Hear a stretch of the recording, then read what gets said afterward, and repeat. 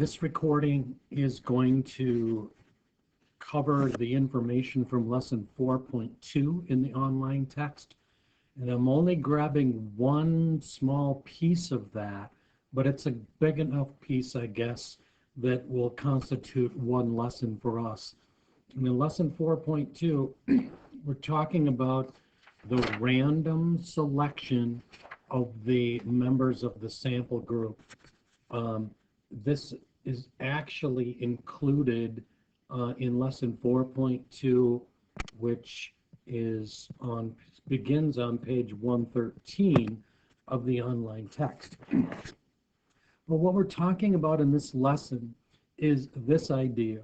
Remember that, excuse me, if you gather data from the whole population, that was called a census. Well, we're talking about when we don't do a census and instead we randomly select people from the population here and they become the sample group. And this lesson is all about how do you randomly select the people that go into this group. 5 good ways to do it, 2 bad ways to do it. Let's start with the bad. The ways that you should not pick people from your sample group include these 2. The easy way. Don't just pick members from the population the first way that pops into your brain or the way that you think it'll take the least amount of time. Don't just default and do it the easy way. Put some thought into it and select those members so that it's going to decrease the likelihood that the data you get from them is going to be biased. A second really bad way to form people in the sample group, and again, I'm talking about how do you form these people if there's 1,585 students in the school. How do I randomly select 100 people and gather data from them? One common but inappropriate way to do that is to take volunteers. And one golden rule of thumb in statistic is you never, ever don't do it. Don't gather data from volunteers. The data that you gather is not worth diddly dog. So you don't gather people the easy way. You don't just take volunteers. Here's an example of that. Mr. Metz, me, I grab the first 10 students walking by my room and ask what they thought about the inspirational program that you just watch in the Performing Arts Center. Well, that's an easy way for me to grab 10 students, right? Just take the first 10 that walk by. But this is what I would call a method of convenience, and that is not what I should do. It's increasing the likelihood that I get biased data from my sample. Maybe these first 10 people that come by my room after the inspirational program are ones that skipped out early because they hated it. And then the data I gather from them is going to be biased in a negative fashion. So this is what I would call a method of convenience, and I should not form my sample of 10 students by doing that. This is a scenario that happens thousands of times every day in our country. You're listening to the radio in the morning, KDWB, and they say this: just call or text in your response to the question. We'll share our results at 10 after 8. And the question is, do you think Governor Walz should lift the stay-at-home order with respect to COVID-19? Well, think about it. Who's going to provide data? It's strictly volunteers, right? people volunteer to phone in or text in responses.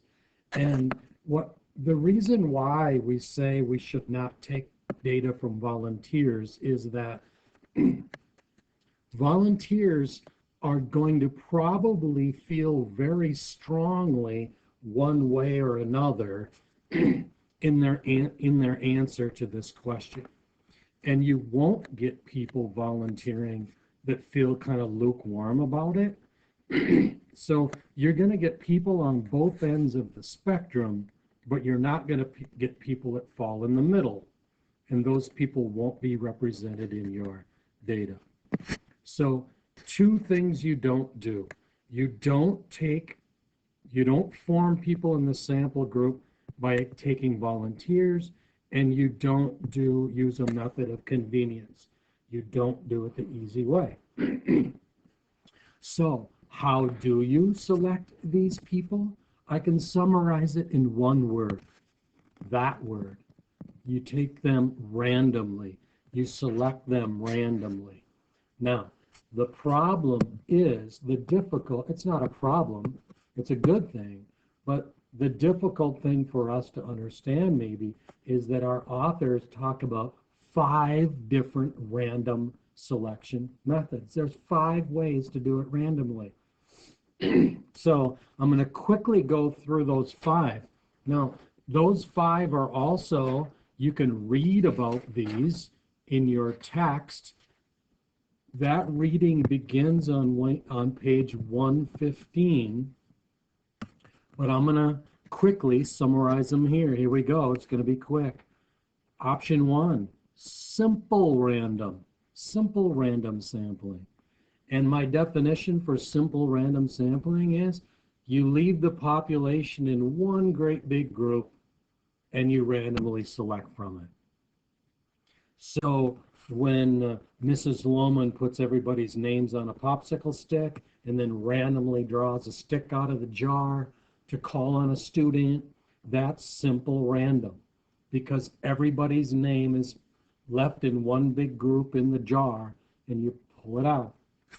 Putting names on a piece of paper, put them in a hat, pull a name out of the hat, that's simple random.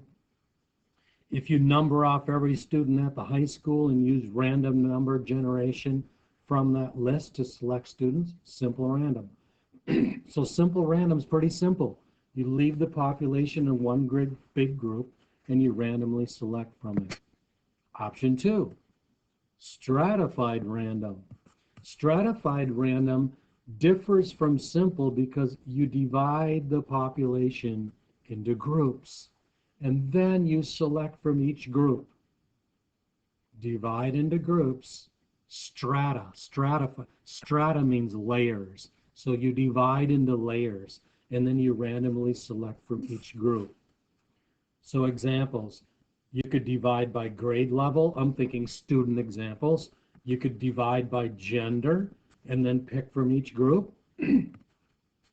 Or you could divide by geographical area. You could divide by socioeconomic status and then pick from each group. Those would all be examples of stratified random. Divide into groups, pick from every group. A third S after simple and stratified is systematic random selection. Systematic random is an oxymoron. Systematic means there's a pattern to it, random means there's not. And so you combine those two things, you've got systematic random. In systematic random selection, you pick one. Notice one. Could you hear me? One individual randomly.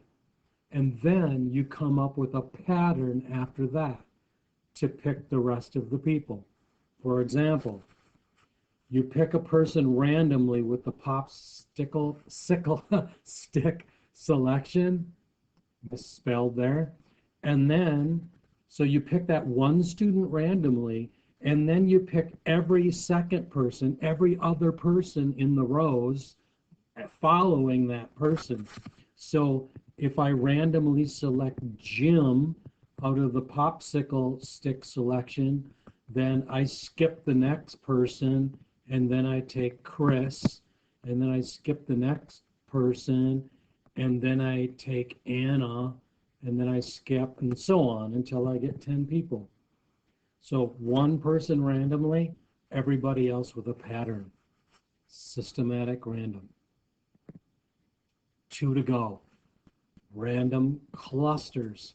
Random cluster sampling. You divide into groups just like you do in Stratify, but then you select all the people from some randomly selected groups. And you don't use people from every group. So here's my example.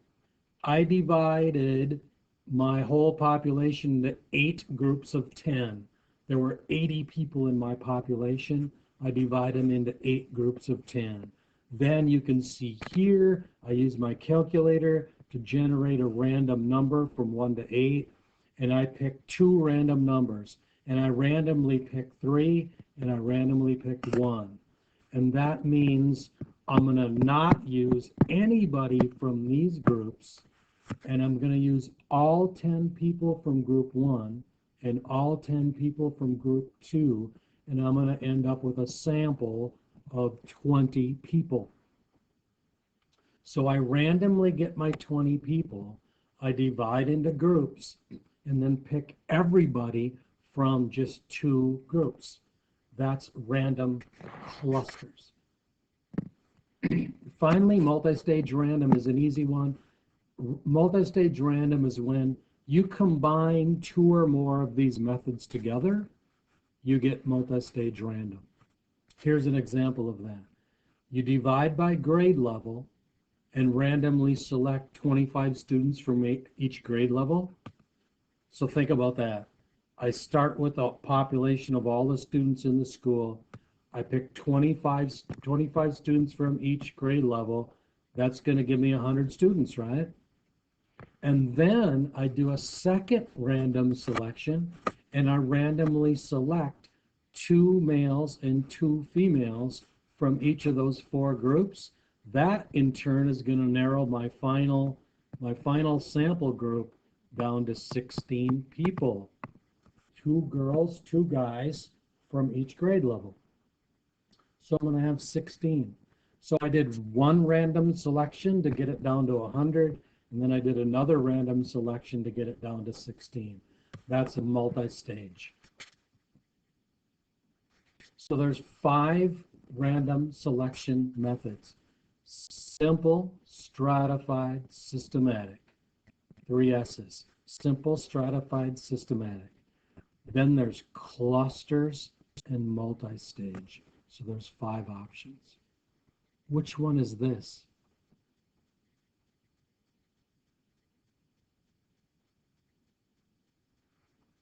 Divide into groups, divide into townships. Whoops, sorry, I swore. Divide into township groups, and then pick 5 people from each and every township. That is dividing into groups, picking from every group. That is stratified. Stratified random sample. Team members divided by age. So maybe it's the 13, 14, 15, and 16-year-olds. And then all the 15-year-olds are randomly selected to run a lap around the school. So we divide into groups, 13, 14, 15, and 16-year-olds. And then it looks like we randomly selected all of these people. I would say that that's random clusters. Random clusters. I divided into groups, but I did not select people from each and every group. So that makes clusters. Random number generation was used to pick Gabe Zortman out of the whole class. We picked him randomly. Then every 3rd student alphabetically following Zortman were chosen. So I picked Gabe, and then I go every 3rd person after that. Well, I picked him randomly, but then I came up with a pattern. So that is systematic random. Came up with a system after I picked Gabe randomly. All raffle tickets were in a barrel. There it is. We spin the barrel, we pick out 5 tickets. Everybody wins a year's worth of broccoli to eat. 5 winners. Well, we left everybody in one big group. That's the easiest way possible. That's the simple way. Simple random sample. Okay, so in this lesson, they talk about forming the members of the sample group when you don't want to do a census. And there's 5 good ways to do it. These are all random. These are all random methods. You say no, you say nay to the easy way, and wow, that volunteering thing burns my waffles to a crisp. People use that all the time and assume the data they get is going to be good when we know it's not worth diddly dog. So you don't take data from volunteers. So, moral of the story. If you don't select the individuals from the sample group, if you don't select them randomly, what's happening is you're greatly increasing the likelihood that your data is going to be biased, that it's not really going to represent the population. So you select the people in the sample group randomly to try to eliminate bias from your data. And you don't take data from volunteers. So, summary of the lesson. There's 5 good ways, 5 good random ways to pick the members in that sample group. And you don't do it the easy way, and you don't take volunteers. We do all of that to try to avoid bias. See right here? We try to avoid bias. That's the end of the lesson. Go to Schoology, look at lesson 4.2. There'll be a couple of exercises for you to do.